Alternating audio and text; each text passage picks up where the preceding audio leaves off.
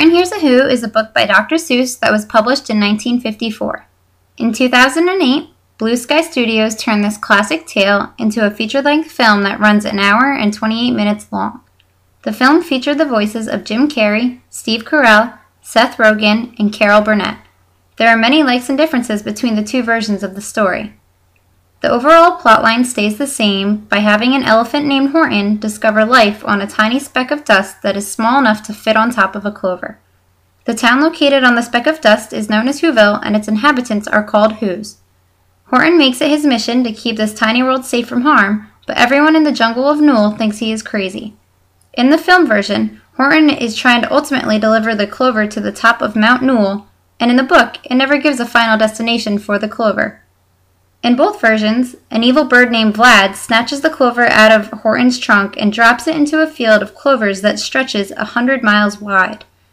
In the film, Vlad is hired by the sour kangaroo of the jungle to destroy the clover. The book simply has Vlad steal the clover for his own reasons, not because the kangaroo hires him to do it.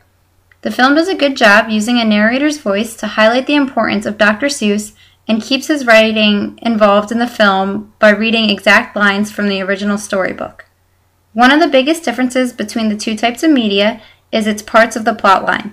Since the original story was written in a matter of 59 pages and only half of them had words on them, the story had to be expanded in order to make it a full-length film. In Dr. Seuss's original story, the only one who is doubted about hearing voices and finding a new, non-existent world is Horton.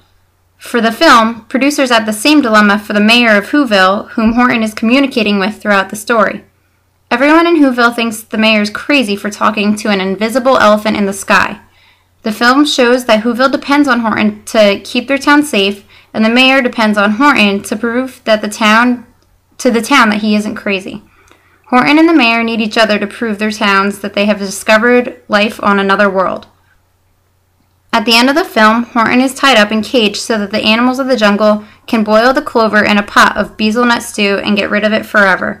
Horton pleads for Whoville to make noise so that he can prove that he's not crazy and prove that Whoville does exist. Everyone in Whoville chants, "We are here, we are here, we are here," but still, they are not heard. It comes down to the last who in Whoville who hasn't joined in. In the book, the final voice that puts the chanting over the top is a who in apartment 12J.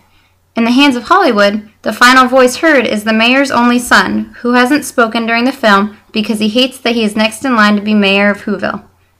Overall, the film does a good job at preserving the original art of Dr. Seuss's writing. The music adds a great sense of how the characters feel, as well as the emotions that are meant to be felt by their actions. The animations in the film were very close to the drawings of the original format. My biggest issue with this new version is that they tied characters and lines into the film that weren't in the book. In the film, Horton says his famous line, "I meant what I said, and I said what I meant. An elephant's faithful, 100%. This line is spoken by Horton, but not in this particular Dr. Seuss tale. Horton makes this statement in Dr. Seuss's Horton Hatches an Egg. The movie also adds a few random characters just for the Hollywood scene.